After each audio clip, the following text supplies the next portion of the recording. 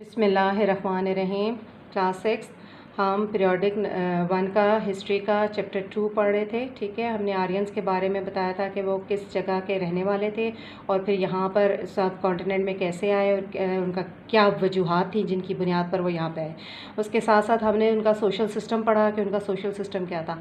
आज हम पढ़ेंगे the impacts of the arrival of the Aryans on local civilisation, कि उनके आने से क्या असरात मुरतब हुए वहाँ के ड्राविडियंस पर, सब कॉन्टिनेंट के लोकल मकामी लोगों पर। ठीक है, एक नई सिविलाइजेशन थी जो आर्यंस के पास थी। ठीक है, और इस सिविलाइजेशन में उनकी जो उनका मज़हब होता है, उनकी फ़िलासफ़ी होती है, उनका माशरत होती है, इन सारों का बहुत डिफरेंट था। जो यहाँ के रहने वाले लोग थे उनसे उनका मिलता जुलता नहीं था, बल्कि बहुत डिफरेंट था। ठीक है, और they were socially divided on the basis of occupation in the form of caste and creed system. सबसे पहली बात ये कि वो लोग ज़ात पात के निज़ाम में तकसीम हुए हुए थे। किस बुनियाद पर?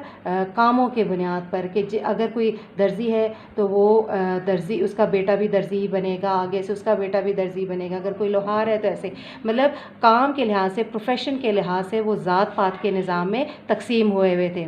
Slowly each occupation became inheritance, कि ये जितने काम थे वो सब के सब जो है उनकी विरासत में आ गए थे, वो विरासत बन गए थे। और नस्ल दर नस्ल जो है ये एक बेटे का बेटा, बेटे का बेटा जो है वो वही काम करेगा, दूसरा कोई नहीं। After that nobody could change this occupation. The people belonging to different caste do not get marry, मतलब आपस में एक दूसरे से रिश्तेदारी कायम नहीं कर सकते थे। औरतों को जो है प्रॉपर्टी में, जायदाद में हिस्सा नहीं मिलता था। The Aryans often had quarrels with local population, का ज़्यादातर झगड़ा रहा करता था मकामी लोगों के साथ। और ये जो झगड़े थे इन्होंने मुकम्मल तौर पर इस सिविलाइजेशन को, इस माशरे को आहिस्ता आहिस्ता जो है तबाह करना शुरू कर दिया, और आखिरकार जो मकामी लोग थे वो उनके ग़ुलाम बन गए थे। ठीक है, ये यहाँ तक उनका इम्पैक्ट है। उसके साथ साथ हम पढ़ेंगे इकनॉमिक एक्टिविटीज़, यानी उनकी माशी जो एक्टिविटीज़ थी, जो उन्होंने काम शुरू किया। वो क्या, ज़ाहिर है जब कहीं रहा जाता है तो कमाने के लिए, रहने के लिए, रहन सहन के लिए बहुत सारे पैसों की ज़रूरत होती है और चीज़ों की ज़रूरत होती है। उस मकसद के लिए आर्यंस ने फिर क्या किया, सबसे पहले उन्होंने ज़राअत शुरू की। ठीक है, और ज़राअत में क्या उन्होंने बोया, फसल कौन कौन सी? एक तो गंदम यानी वीट, गंदम, कॉटन यानी कपास। ठीक है, ये दोनों उन्होंने काश्त की और इनके ज़रिए से उन्होंने अपनी ट्रेड एक्टिविटीज़, पहले इंडस्ट्री इनकी बनी। ज़ाहिर है कपास से पहले रुई बनती है, रुई से धागा बनता है, धागे से कपड़ा बनता है। इसी तरह वीट है, आटा बनता है। ठीक है, और ये जो इंडस्ट्री, उसके बाद उनका ट्रेड शुरू हुआ। साथ साथ उनका जो है उन्होंने कैटल ब्रीडिंग भी जो है शुरू की। कैटल ब्रीडिंग क्या होती है? जानवरों को पालना। कौन कौन से जानवर पाला करते थे? काउस को, शीप को, गोट्स को और हॉर्सेस को। ठीक है, और इन्हीं के ज़रिए अपनी जो है, यानी इन जानवरों के जो खाल होती थी, चमड़ा जो होता था, उसको रंगना, रंग के फिर उनकी मुख्तलिफ़ चीज़ें बनानी और उनको बेचना, यानी ट्रेड सिस्टम भी इनका इसी से, और यूँ ये इन्होंने तरक्की की दोनों चीज़ों से। ठीक है, the Aryans could make bull carts, weapons, boats and 4 wheeled carriages. ठीक है, वो और भी क्या बना लेते थे? बैलगाड़ियाँ जिसे कहते हैं, हथियार हैं, बोट्स हैं, और इसके अलावा जो घोड़े जो खींचते हैं, कैरेजेस यानी बोगी जिसको कहते हैं, बार बरदारी जिसको कहते हैं, वो बनाने के इनको माहिर थे। They could make ornaments. Ornaments होते हैं ज़िबाइश की चीज़ें, यानी कोई डेकोरेशन पीस हो गई, कोई जेवरात हो गए, कुछ इस तरह के जो भी है, गोल्ड और सिल्वर में बनाया करते थे।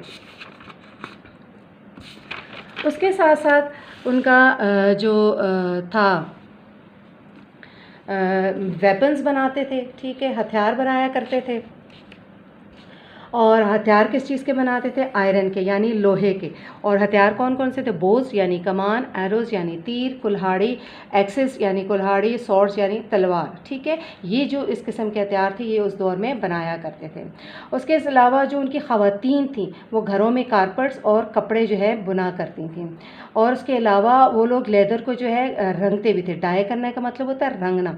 ठीक है, extra products were exported to other areas, यानी जो उनके पास पास अपनी ज़रूरत से ज़्यादा चीज़ें होती थी उनको वो दूसरे इलाकों में एक्सपोर्ट कर दिया करते थे, बेच दिया करते थे। In the beginning of the Aryans use barter system, यानी शुरू में वहाँ पर बार्टर सिस्टम क्या है? Exchange of things with things, यानी चीज़ों के बदले में चीज़ें ख़रीदना। उस वक्त करेंसी नहीं थी, कोई नोट नहीं थे, कोई कॉइन्स नहीं थे, कोई किसी किस्म की ऐसी चीज़ें, बल्कि चीज़ जो आपके पास वाफिर मिकदार में चीज़ होती थी उसके बदले में जो आपके पास चीज़ नहीं है उसको बेचकर वो चीज़ें ले आया करते थे। उसके बाद उन्होंने क्या किया? करेंसी, कैटल जो है यानी गाय, बैल, शीप, गोट वगैरह जो है उनको करेंसी के तौर पर उन्होंने इस्तेमाल किया। ठीक है, उसके बाद उन्होंने कॉपर यानी तांबे की जो है कॉइन्स जो है उन्होंने ईजाद की। ठीक है, और उस वक्त जो है बैंकिंग सिस्टम नहीं होता था, इसलिए उन्हें अपनी सेविंग्स को बचाने के लिए, छुपाने के लिए वो ज़मीन खोद कर उसमें दबा दिया करते थे। उसके अलावा जो हाथ से बनी हुई चीज़ें थे, हुनरमंद लोग काफ़ी थे, उसमें भी उन्होंने बहुत तरक्की की। The craftsman of would, metal, stone, leather and Ivory work expert in their work. या वुड क्या होता है? लकड़ी, मेटल यानी लोहा हो गया, तांबा हो गया, कॉपर हो गया, चांदी हो गई, सोना हो गया। ठीक है, स्टोन पत्थर के, लेदर चमड़ा, और आइवरी होता है हाथी के दांत। ठीक है, इनसे जो मुख्तलिफ चीज़ें बनाई जाती थी उनमें ये हुनरमंद जो है बहुत अच्छा काम जो है करते थे, और इसी में उन्होंने तरक्की काफ़ी ज़्यादा की।